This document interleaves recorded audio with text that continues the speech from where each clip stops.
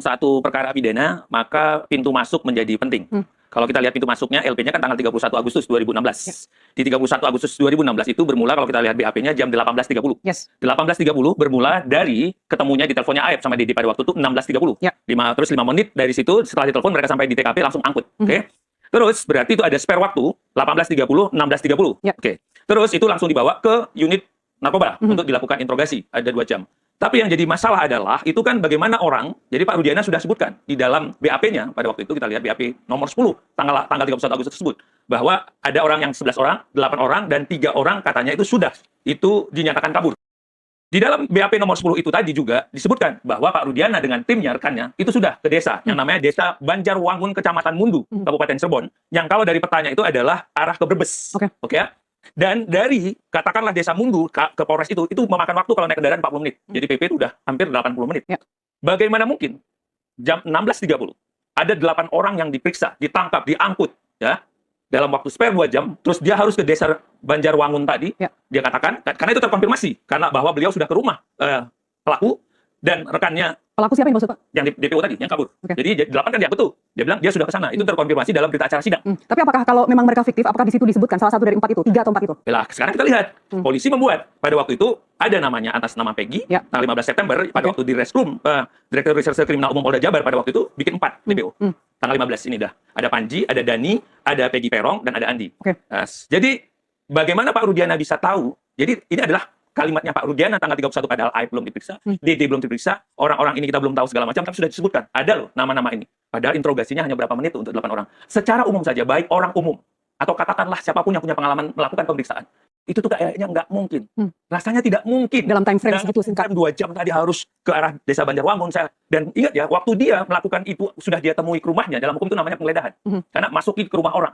Berarti di situ, harusnya di dalam berita acara DPO Polda udah jelas. Namanya siapa, nama jelasnya siapa, bapaknya siapa, fotonya ini juga udah jelas. Karena dalam penggeledahan itu, atau mereka turun ke sana itu tuh harus ada kepala desa atau ketua RT-nya segala macam. Dan sayangnya itu tidak terkonfirmasi.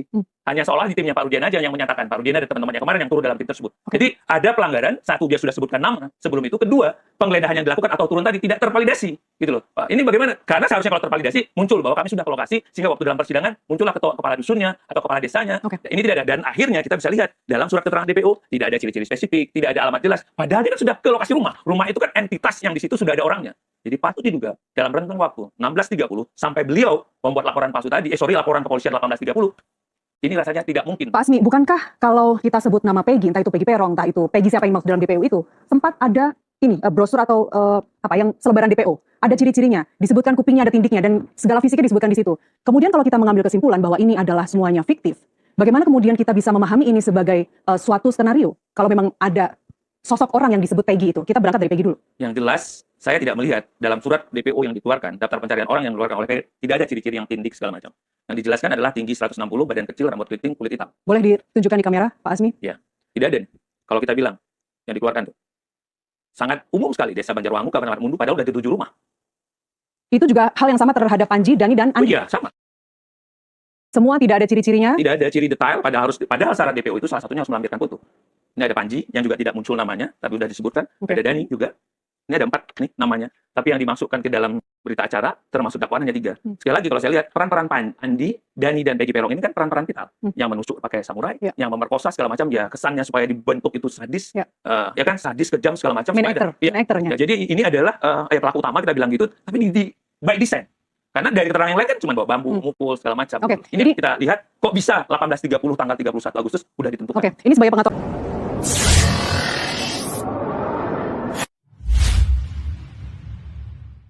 publik, Pak Ugro, apa yang seharusnya dilakukan oleh kepolisian ketika menetapkan seseorang sebagai DPO? Apa yang langsung dilakukan? Ya, kembali kepada peristiwanya dulu. Kalau menurut ceritanya si Aibtu Rudiana ini kan, dia melihat, mendengar, dan mengalami sendiri seperti itu. Padahal itu benar-benar adalah keterangan palsu. Ya kan? Nah, yang kedua, kalau dia merasa mengetahui, mengalami dan mendengar sendiri, ya kan? Dia pangkat Aibtu. Bisa menangkap beberapa orang, 8 tadi, 3 yang masih DPO, kemudian melalui proses sampai ke Polda. Bayangin seorang Aibtu ke Polda itu berapa? Ibda, Ibtu, AKP, Kompol, AKBP, Kombes. 6 pangkat bisa dilewati seorang Aibtu, ini kan luar biasa. Tapi itu atas seizin Kasat Serse. Seizin, tapi seizin itu kan harus seizin diambil alih. Kalau seorang Kasat Serse mengizinkan, dia tidak mengambil alih dan diserahkan Aibtu, menurut saya itu juga salah fatal. Kalau seorang Kasat Serse sudah tahu dan ini peristiwa ada 2 orang yang meninggal, harusnya ditangani oleh Kasat Serse di situ. Jadi menurut saya penentuan DPO tadi, karena tadi dijelaskan sama Bang Asmi tadi terlalu pagi, DPO ini tidak semudah seperti membuat daftar pesanan kalau mau pesan makanan, bukan. Harus dibuktikan dengan peristiwanya apa, alat buktinya apa, kemudian perannya bagaimana nih.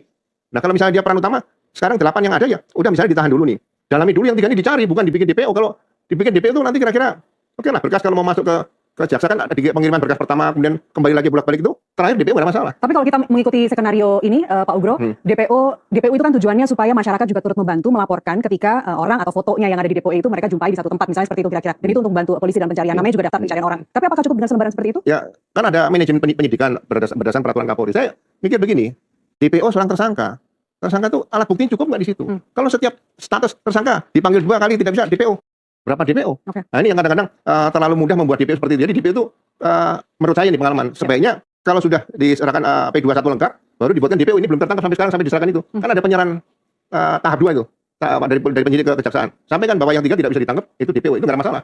Tapi kalau di awal sudah DPO, buat apa ditulis dari awal sudah DPO? Di situ. Terlalu pagi, terlalu dini. Jadi apa kesimpulannya Pak Asmi? Ya, orang-orang ini adalah nama yang memang tidak ada, terbukti teman-teman kepolisian pada waktu tidak ada follow up sampai akhirnya terjadi perhatian publik pada waktu itu. Jadi 8 tahun ya tidak ada follow up, apalagi dengan katakanlah ini unprofesional, unprocedural gitu kan, bahwa bagaimana mungkin seorang Polda bikin ciri daftar pencarian orang tanpa foto spesifik dan segala macam. Biasanya teman-teman seperti yang tadi, kita harus memastikan bahwa orang ini benar-benar pelaku atau tidak. Jadi kan dari orang subjek hukumnya, tempatnya, dan waktunya gitu loh. Ini harus clear dalam tindak pidana umum. Jadi teman-teman kepolisian biasanya udah memastikan itu. Oh, ini loh rumahnya, sekolah terakhirnya di sini, kawannya di sini. Dia akan cek media sosialnya begini. Sehingga dapat nih, oh ternyata ini ada keterkaitan nih. Orang ini, geng yang 8 ini dengan ini. Tapi setelah kita lihat, ini kan terbukti akhirnya. Semua keterangan-keterangan yang timnya Pak Rudiana dalam persidangan pada waktu itu, yaitu ada Pak Rudiana, ada Pak Gugun, ada Pak Dodi, Pak Andi, ini kan dibantah semuanya. Bahwa keterangan itu tidak benar. Bahwa mereka membantah 8 terdakwa itu tidak benar gitu loh, bahwa itu terjadi. Nah, ini yang menjadi pertanyaan, nama ini kok bisa muncul kabur di belakang oleh Pak Rudiana, padahal DD belum diperiksa, AF belum diperiksa, gitu loh. Hanya bermodalkan interogasi yang sebenarnya sangat rawan. Teknik interogasi dalam tindak pidana umum itu tidak bisa serta-merta. Makanya tadi Kapolri bilang saintifik. Sayangnya semua udah bilang, baik Pak Dodi, baik Pak Gugun, Pak Andi, semuanya ngaku ada CCTV, gitu loh. Kami sudah lihat CCTV di lokasi kejadian. Ingat loh, lokasi kejadian. Ada lokasi kejadian berarti ada peristiwa. Tapi kenapa tidak dibuka? Kalau itu adalah teman-teman yang katakanlah terdakwa hari ini atau terpidana 8 itu adalah pelakunya, tinggal buka. Tapi itu kenapa tidak dilakukan? Disinilah patut diduga by design nama-nama 4 DPO ini supaya bikin sadis, supaya bikin kejam. Jangan-jangan ya lagi-lagi peristiwa perbuatan itu bisa jadi tidak ada atau ada orang lain sebenarnya yang melakukan, bukan orang yang 8 hari ini kita hadirkan. Komnas HAM sendiri sudah menyelesaikan penyelidikannya, sudah memiliki kesimpulan ada 3 pelanggaran dalam kasus ini, tapi sayangnya tidak bisa dibuka begitu saja. Ada oknum juga yang sudah diberikan sanksi, tapi lagi-lagi nama itu juga tidak dibuka. Kita lanjutkan di segmen berikutnya. Pak Ugro, harusnya seperti apa Komnas HAM kalau sudah ada temuan itu dipublish kah, di follow up kah? Seperti Pak Ugro, jadi Komnas HAM berdasarkan Undang-Undang Nomor 39 Tahun 99 tentang Hak Asasi Manusia menyimpulkan ada 3 jenis pelanggaran Pak dalam kasus tewasnya Vina dan Eki ini. Yang pertama adalah pelanggaran hak atas bantuan hukum, kemudian bebas dari penyiksaan, bebas dari penangkapan sewenang-wenang. Tapi kemudian disayangkan sekali kami tidak dapat mendapat keterangan yang jelas bahwa Komnas HAM mengatakan ada oknum dari Polda Jabar yang sudah dihukum dan mereka adalah dari unit narkoba. Apakah hal-hal seperti ini, temuan yang sudah dilakukan oleh Komnas HAM ini memang tidak bisa dipublish? Kemudian bagaimana cara tindak lanjutnya? Kemudian saya melihat bahwa dalam peristiwa meninggalnya Eki dan Vina tadi, kemudian proses penyidikan dari awal. Seharusnya Komnas HAM bergerak lebih leluasa.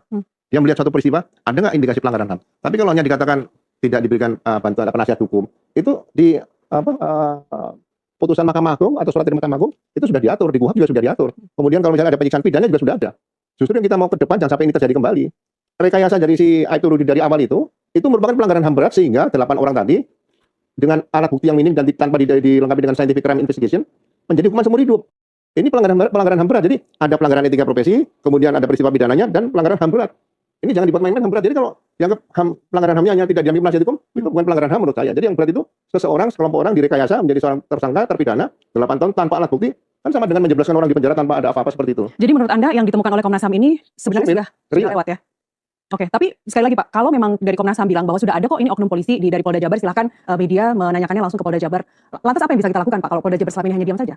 Ini kan kalau peradilan HAM kan acaranya sendiri nih, seperti dulu. Dari Timur Timur ada yang diduga melanggar HAM, diproses oleh Kejaksaan Agung, disidangkan. Karena nanti ini menjadi tagihan United Nations PBB. Jadi siapa yang bisa menggunakan temuan dari Komnas HAM ini Pak kalau gitu? Ya harusnya dari pihak Kejaksaan Agung. Untuk peradilan HAM sendiri. Ini kan belum pernah dicoba dilakukan seperti itu, sehingga hak asasi manusia, hak manusia di Indonesia benar-benar terjamin. Tidak ada lagi penghilangan, kemudian direkayasa bisa masuk penjara seumur hidup dan dihilangkan, apa bedanya di situ? Kan sama aja. Gitu. Jadi Mbak, kalau saya boleh menambahkan, sebenarnya ini Anda setuju dulu nggak kalau temuan HAM ini sumir? Oh ya, sumir dong. Ini kan bukan hanya sekedar pelanggaran, tapi saya sudah meningkatkan menjadi kejahatan. Gitu loh. Sehingga sebenarnya Komnas HAM harus lebih berani dan tegas lagi. Kejahatan HAM. Ya, ini adalah kejahatan HAM karena tadi ada penyalahgunaan kewenangan. Terus prinsip-prinsip hukum acara itu dilanggar. Misalnya masuk rumah orang tadi tanpa izin karena tidak ada surat. Terus siapa anggota karena itu wilayah hukumnya berbeda, karena itu adalah Kabupaten Cirebon. KUHP menyatakan kalau Anda melakukan penggeledahan di luar wilayahnya, itu harus ada penyidik di wilayah kota lain. Itu terkonfirmasi atau tidak, mendiknya atau ada tidak. Kedua, katakanlah juga dia menyalahgunai kewenangannya. Bagaimana mungkin unit narkoba lagi-lagi yang direkomendasi oleh katakanlah Komnas HAM tadi kok unit narkoba lagi? Seharusnya ini kan tidak pidana umum, gitu loh. Berarti ada sesuatu dong, baik sistematis banget. Kenapa lagi setelah ke Polda, lagi-lagi yang di wanted ini yang dicari lagi, unit narkoba lagi? Mereka tidak hanya periksa unit narkoba, tapi juga Kasat Serse, Ditreskrimum Polda Jabar, kemudian juga para terpidana. Total ada 24 sampai 27 orang. Tapi kenapa yang dijatuhkan 2 dan lagi-lagi baunya masih unit narkoba? Padahal ini kan Krimum itu kan jelas bahwa beda kanal ini, beda kewenangan. Maka kalau di dalam KUHP ini adalah penyalahgunaan wewenang, pidana. 421 KUHP dapat dilakukan, 429 KUHP atas masuk rumah tadi tanpa izin juga bisa dilakukan. Pemalsuan surat pemalsuan dalam laporan tadi itu juga kalau ternyata ada 263 juga bisa dilakukan, 266 atas akte berita acara juga bisa dilakukan.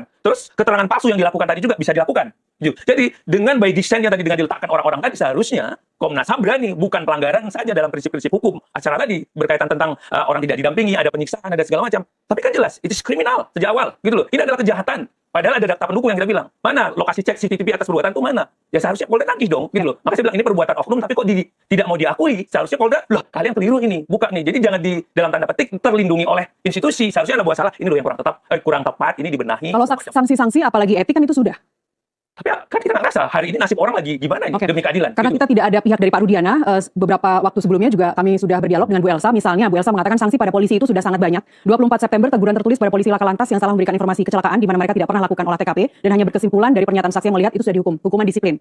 Kemudian Rudiana sendiri sudah diperiksa 2 kali dari Mabes Polri, dari Propam, Kompolnas, Komnas HAM. Hasilnya bahwa Pak Rudiana hanya menyalahi prosedur. Kemudian juga ada tim sus bentukan Kapolri, tapi itu memang belum dipublish, hasilnya mungkin juga belum keluar. Tapi dari pernyataan Pak Elsa itu, Pak Asmi apa yang bisa Anda simpulkan? Saya perlu bindiknya administrasi penyidikan tadi dari rentang waktu 31. Apa yang Anda ketahui dari situ? Ya, kan terkonfirmasi bahwa pekerjaan ini adalah tindakan-tindakan institusi, bukan personal. Kalau ini kan saya tangkap adalah tindakan Pak Rudiana dengan timnya saja. Jadi kalau dalam suatu keadaan yang kita tidak bisa membongkar karena ke dalam labirin, maka orang yang pertama tadi lah yang paling tahu kisahnya ini, gitu loh. Di timnya Pak Rudiana antara 16.30 pasca AF itu telepon dengan 18.30. Kan rentangnya di situ. Karena dalam peristiwanya yang paling penting tempat sama waktu, gitu loh.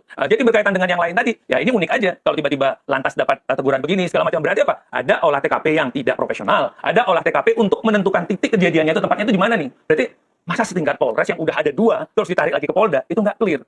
Berarti pertanyaan besarnya ada sesuatu apa? Apalagi tadi dibilang DPO yang dibuat begitu belum ada. Lah kita kan bertanya-tanya gitu loh. Yang ini adalah domainnya teman-teman di tingkat pendidikan dan penyidikan.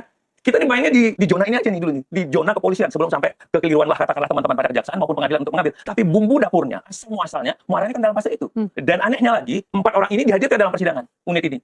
Tapi Aib sama Dede enggak. Kan terkunci lagi. Padahal itu dibantah. Padahal keterangan 8 itu dalam persidangan bilang tidak benar. Itu nggak ada. Kami menolak keterangan Pak Rudiana dan teman-teman. Akhirnya kita bilang, hakim sayang sekali tidak menggunakan pertimbangan hukum yang matang. Sebagai ikan hiu yang harusnya mengawasi BAP, terus ada dakwaan jaksa, terus ada mungkin bantahan dari lawyer dalam persidangan, seharusnya satu tingkat lebih tinggi. Karena hakim ini kok nggak klik ya. Kok ada ya orang bantah berani sebantah-bantahnya seperti ini. Yang menurut saya hakim pada waktu itu tidak cermat untuk mempertimbangkan hukum secara matang. Oke, Pak Ugro. Kalau memang ini fiktif, kemudian tadi yang sudah disampaikan oleh Pak Asmi, kemana kita harus berharap? Saya kalau melihat ini ada peristiwa 8 orang, oke lah plus 3 DPO tadi ya, 11 katanya. 3 atau 4 kita nggak ngerti. Ya, 4 ya. 4. Yang 8 seumur hidup kecuali sangka tatal ini. Ya. Nah, ini pelanggaran HAM beratnya terhadap memenjarakan orang, memproses orang sampai dihukum seumur hidup ini tanpa alat bukti. Ini kan pelanggaran HAM berat, itu dipisahkan. Ya kan? Nah, yang kedua pidananya dilihat, memang ada korban, tapi siapa yang melakukan kita belum tahu, itu nanti harusnya didalami lagi. Ya kan? Tapi yang jelas ke-8 orang ini plus 3 tadi adalah bukan pelaku karena tidak ada alat bukti satupun yang menyatakan mereka pelaku pembunuhan. Pembunuhan saya belum terbukti ini. Nah, makanya saya bilang, ini kalau keluarga 8 orang tadi menggugat ke internasional pelanggaran HAM yang dilakukan oleh oknum Polri tadi, kalau ini tidak disidangkan dalam peradilan HAM sendiri khusus, suatu saat ada pertanyaan dari internasional, itu ada pelanggaran kok dibiarkan hanya dikasih kode etik. Mana bisa pelanggaran pakai kode etik di situ? Itu yang kemungkinan sangat tidak masuk akal menurut saya di situ. Jadi ini untuk pelajaran ke depan bahwa kewenangan itu yang diberikan oleh undang-undang itu tidak bisa disalahgunakan hanya dipakai untuk sekedar memenjarakan orang-orang yang mungkin ada tujuan tertentu dari orang yang memenjarakan atau tujuan tertentu daripada orang lain yang pengen orang itu penjarakan. Ini yang perlu ditegakkan ke depan nanti. Ada masalah pelanggaran HAM, terus kejahatan pidananya dan kode etik ini harus bisa. Apa yang bisa kita harapkan nanti setelah hasil dari tim sus bentukan Kapolri yang membuat asesmen jalannya penyidikan dan penyelidikan, kemudian mungkin kalau Pak Susno kemarin bilang hasilnya mungkin sudah keluar, tapi nanti diumumkannya setelah ada putusan PK begitu. Tapi apa Pak Ugro sebenarnya yang bisa kita harapkan atau temuan apa nantinya dari tim sus bentukan Kapolri itu? Ya, berjalan normal saja. Apakah akan mengungkap peristiwa meninggalnya 2 orang anak tadi? Kan para pelaku tadi kan sedang berproses ke PK. Ini peristiwa pembunuhan kan belum terungkap. Nah, ini akan berangkat dari mana? Kalau menurut saya LP fiktifnya si Aibtu Rudiana ini nggak bisa dipakai, itu sudah fiktif. Berarti harusnya dari LP yang dibuat oleh petugas Polsek Talun tadi, walaupun itu Laka Lantas. Nanti kalau Laka Lantas dikembangkan ada pidana, ya itu tinggal dikembangkan saja. Jadi LP yang sangat fatal dan vital adalah LP yang dibuat oleh petugas polisi Polsek Talun yang datang pertama kali ke TKP. Itu harusnya dipegang teguh jangan sampai hilang atau dihilangkan seperti itu. Hasil tim sus Pak Asmi, saya ke Anda sekarang. Memang seberapa besar sih Pak bisa mempengaruhi keyakinan hakim MA dalam hal ini kalau putusan atau hasil temuan dari tim sus Kapolri itu diumumkan saat ini sebelum putusan PK? Ya saya kira sepanjang memang tim sus itu berani secara tegas dan objektif, tentu bisa mempengaruhi. Tapi Anda optimis tidak? Oh, saya optimis. Seharusnya tidak hanya karena kalau dari katakanlah kekeliruan institusi bisa saja kan ada sebuah kop yang harus memang dilindungi kan gitu loh. Tapi ini kan ada jeritan suara publik dari rakyat yang harus dipikirkan. Jeritan itu sudah lama, Pak. Bahkan toh Mabes Polri juga cuma bilang kalau Pak Rudiana Ya, ini itu harus melanggar ditangkap etik. oleh hakim, nilai-nilai yang hidup dalam masyarakat, suara-suara yang ada, suara-suara keadilan dalam masyarakat. Hakim itu kan itu yang digunanya, nilai-nilai yang ada dalam masyarakat diangkat. Kenapa ini segala macam? Apalagi ini tampak perlahan, mulai perlahan, tampak akhirnya membentuk supaya apa? Hakim bisa yakin bahwa ini adalah kalau LP-nya adalah memang katakanlah sudah tidak sah, artinya BAP-nya juga tidak sah, dakwaannya tidak sah. Loh, tentu seharusnya putusan pembinaannya tidak sah. Ya. Akhirnya seharusnya Hakim Agung dalam hal ini sidang majelis PK berani menyatakan bahwa ya mereka harus dibebaskan. Dan seharusnya LPSK katakanlah hari ini berani memberikan, negara harus minta maaf, kepolisian harus minta maaf dan memberikan ganti rugi yang seimbang kepada 8 ini. Ini yang kita mau, inilah negara bermartabat gitu loh. Sekali lagi, inilah bangsa yang bermartabat kalau kita mau mengakui. Kalau ini tidak dilakukan, ya bahaya. Misalnya katakanlah jaksa. Seharusnya jaksa dalam persidangan pada waktu itu tidak menuntut juga seumur hidup kalau dia merasa ada. Oke deh, sudah ada terima. Tapi saya bikin tuntutannya bahwa orang ini katakanlah tidak bisa dipidana, orang ini harus dibebaskan. Beberapa putusan pengadilan juga pernah ada terjadi seperti itu. Karena apa? Jaksa itu juga selain apa harus menggunakan nuraninya faktanya. Waktu dia lihat kok nggak bersesuaian. Seharusnya itu yang dilakukan. Lagi-lagi pada waktu itu juga terlewatkan. Tapi bahwa kemungkinan atau pertimbangan bahwa hasil dari tim sus Kapolri ini sebaiknya memang diumumkan setelah nanti keputusan PK itu terjadi, Anda setuju? Saya sih berharap sebenarnya Kapolri atau tim sus itu berani sebelum PK. Itu adalah satu ketegasan bahwa polisi itu memang adalah pengayom rakyat. Polisi apalagi sekarang kita pemerintahan baru ini adalah momen yang tepat. Dan jangan khawatir itu akan mempengaruhi keyakinan hakim. Kalau khawatir itu akan mempengaruhi keyakinan hakim, berarti nggak percaya dong sama hakim MA. Iya. Setuju nggak Pak Ugro? Setuju dong. Saya melihat bukan hasil tim Mabes Polri yang mempengaruhi atau tidak mempengaruhi. Proses pertama itu yang sekarang dalam proses PK tadi, ada nggak permasalahan-permasalahan yang bertentangan dengan hukum acara pidana? Berkasnya Sakatatal berarti Pak pertama ya? Iya, yang 8 terpidana tadi. Makanya saya bilang gini, ada nggak ketentuan kalau memenjarakan orang tanpa alat bukti itu sebagai pelanggaran etik? Kalau ada, saya juga mau memenjarakan lawan-lawan saya dengan pelanggaran kode etik itu. Ini pelanggaran yang berat menurut saya gitu. Jadi jangan dipakai main-main seperti tadi kan saya katakan. Kok hanya ditentukan berapa orang yang melakukan tidak didampingi penasihat hukum melakukan tindak kekerasan, itu masih sumir. Kalau tadi ada bilang ini adalah fiktif, 3 atau 4 saja tidak jelas, bagaimana dalam dakwaan-dakwaan itu Anda yakin bahwa mereka itu semuanya fiktif? Ya, ini buktinya. Kita kan harus didekatkan dengan fakta dalam hal ini adalah yang sudah. Jadi waktu itu Pak Rudiana disumpah dalam peradilan atau dalam persidangan dalam putusan nomor 4. Di halaman 34 dari 144 halaman putusan ini, keterangan Pak Rudiana bilang bahwa selanjutnya Pak Rudiana bersama rekan saksi langsung melakukan pencarian keberadaan ketiga pelaku lainnya. Namun ketiga pelaku tersebut sudah kabur dan tidak ada di rumahnya. Disebutkan bahwa dia seolah-olah sudah ke rumah 3 orang tersebut. Nih, putusan nomor 4. Termasuk juga dalam perkara yang di-split, dalam halaman 36 putusan nomor 3, Pak Rudiana juga menyampaikan bahwa Pak Rudiana, saksi bersama dengan rekan saksi langsung melakukan pencarian keberadaan ketiga pelaku lainnya. Namun ketiga pelaku tersebut juga sudah kabur dan tidak ada di rumahnya. Clear. Artinya, kalau ini yang dituju sudah bahwa tidak ada di rumahnya, berarti rumah siapa yang didatangi pada waktu itu? Rumah itu kan ada entitas orang. Ada kepala keluarganya, ada kakaknya, ada dusunnya, atau apa istilah di desa tersebut. Tapi itu kok akhirnya kita confirm lah dengan produknya Polda yang tadi DPO. Tanggal 15. Lah, kenapa sumir? Kalau saya sudah datang, tapi kok ternyata kok tidak dijelaskan identitasnya. Dia sudah datang 15. Berarti kalau saya sudah yakin pada waktu hari yang tanggal katakanlah setelah dapat jam 18.30 tadi saya sudah datang ke desa tersebut atau ke rumah lokasi tersebut, saya bisa sebutkan dong. Orangnya cirinya ini, kendaraan terakhir yang digunakan ini segala macam dan bukti saya tadi datang ke rumah ini kan pasti ada terkonfirm sama kepala dusunnya, kepala RT atau apa segala macam atau orang dan itu juga tidak muncul dalam persidangan. Jadi bagaimana mungkin 16.30, 18.30 tertuang dalam sini dan itu dalam produknya Polda tidak jelas padahal dia sudah bilang bahwa dia sudah ke rumah orang tersebut. Oke, Pak Ugro, ada yang ingin Anda tambahkan? Apa kabar DPO itu? Apa kabar? Siluman semua. Yes. Jadi peristiwanya terjadi, belum bisa dibuktikan peristiwa apa, siapa pelakunya, tapi pelaku-pelakunya sudah bisa ditangkap, sejumlah 11, 3 DPO atau 4 DPO, 8 sudah masuk. Jadi menurut saya, ya DPO ini adalah DPO yang dibikin-bikin, gitu, seperti itu. Karena kenapa harus dibikin DPO? Polisi itu sekolahnya pintar, harus bisa mencari orang gitu loh. Nggak usah bikin DPO dulu, DPO belakangan aja. Kita sekarang punya, kalau ya kita pasti pengennya ada cahaya di ujung terowongan, karena selama ini kita selalu bermain dengan prasangka, dengan hipotesa. Kalau kita bicara timeline dalam putusan PK misalnya Pak Asmi, berkas Saka itu kan diserahkan ke MA tanggal 30 Agustus. Yang 6 terpidana sama Sudirman mungkin masih 1 bulan lagi untuk diserahkan ke MA.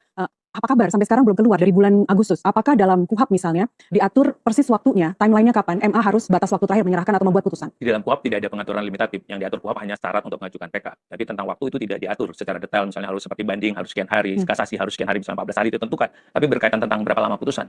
Terkadang alasan klasik juga bisa disampaikan bahwa numpuknya perkara di Mahkamah Agung bisa jadi terjadi karena sudah ada berkas perkara sebelumnya. Tapi ini sangat bijak semestinya. Mahkamah Agung harusnya, karena ini menjadi satu atensi, apalagi orang sudah di dalam katakanlah menjalani hukuman yang tadi, ini hendaknya dapat diprioritaskan oleh hakim yang mulia di Mahkamah Agung semestinya. Gitu. Jadi Anda melihat ini bukan sebuah kasus yang diprioritaskan oleh MA saat ini? Ya bisa jadi Hakim Agung sekali lagi menunggu karena berkas pengajuan PK ini sama juga di-split dengan kayak pokok perkara kan, karena ada 3 perkara. Apakah Hakim Agung ingin menunggu berkas-berkas itu sekali masuk nanti terus mereka bermusyawarah menentukan supaya majelis hakim PK-nya juga tidak beda-beda? Kemungkinan putusannya pun akan sama? Akan sama.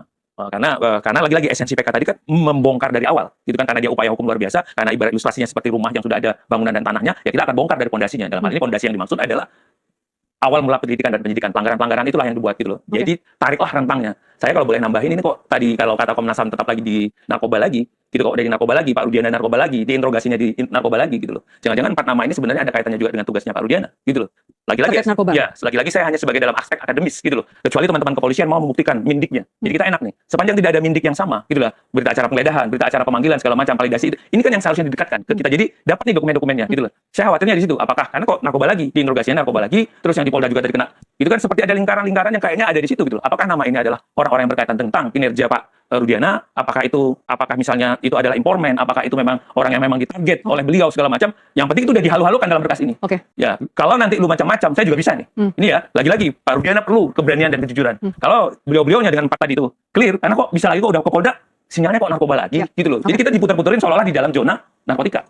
Pak Ugro, sekaligus closing statement dari Anda, Pak. Ini kan semakin lama bola liar ini semakin berkembang di masyarakat, semakin distrust masyarakat terhadap Polri, institusi Polri. Sebenarnya apa sih Pak yang terjadi di dalam saat ini, Pak? Ya, seharusnya tinggal keberanian Polri untuk bisa mengungkap motif yang dilakukan oleh Aibtu Rudiana ini. Itu saja. Jadi dia berbuat apa, dengan apa, bagaimana, bila dan bagian itu sudah terjawab dari Rudiana. Jadi nggak usah nyalain dulu. Ini ada diungkap oleh Propam sehingga nanti dilihat. Memang arahnya kalau saya ini pelanggaran HAM berat, gitu, bukan pelanggaran kode etik atau pidana biasa. Ini harus jadikan pelajaran sehingga ke depan tidak ada lagi hal-hal yang dilakukan seperti Aibtu Rudiana ini. Jadi mungkinkah Polri saat ini menunggu pelantikan presiden terpilih, wapres terpilih, kemudian melihat susunan kabinet seperti apa, baru ada sesuatu yang nyata dari mereka, atau mungkin juga malah semakin blunder? Ya, sebelum pelantikan presiden sekarang sudah dibentuk lagi yang diperkuat Korps Pemberantasan Korupsi. Berarti kan ada sesuatu di negara kita yang perlu ditangani polisi dengan segera. Jadi jangan nunggu pelantikan nanti baru bergerak lagi. Tanpa pelantikan atau ada pelantikan ya polisi tetap bergerak, nggak ada yang bisa menghalangi polisi bekerja itu. Dan mudah-mudahan itu tidak hanya kosmetik saja Pak timnya. Anda percaya, Anda optimis Pak Asmi bahwa kasus ini akan selesai? Saya yakin apapun dari sebuah peristiwa harus ada penyelesaian. Itu kan sebagai bukti hukum itu berjalan. Tapi kalau enggak ya jangan salahkan lama-lama yang tadi bilang. Orang tidak percaya dengan hukum, akhirnya nanti masyarakat bisa melakukan upaya-upaya. Karena dia ngapain juga ngelapor, ngapain juga berproses panjang sampai terjadi pelanggaran HAM, kejahatan kemanusiaan gitu kan. Orang dirampas kemerdekaannya. Ya kan itu kan sama juga dirampas kemerdekaannya pasal 333 terjadi. Seharusnya ini juga belum daluarsa baru 8 tahun. Artinya jelas kok ada korban. Nggak ada kadaluarsa kasus pidana. Masukkan aja, apalagi kalau tadi beliau berani. Artinya berani pintunya dari mana? Ya, Komnas HAM. Berani merekomendasi kepada Kejaksaan Agung supaya ini dilakukan ada satu kejahatan kemanusiaan atau pelanggaran terhadap prinsip-prinsip kemanusiaan.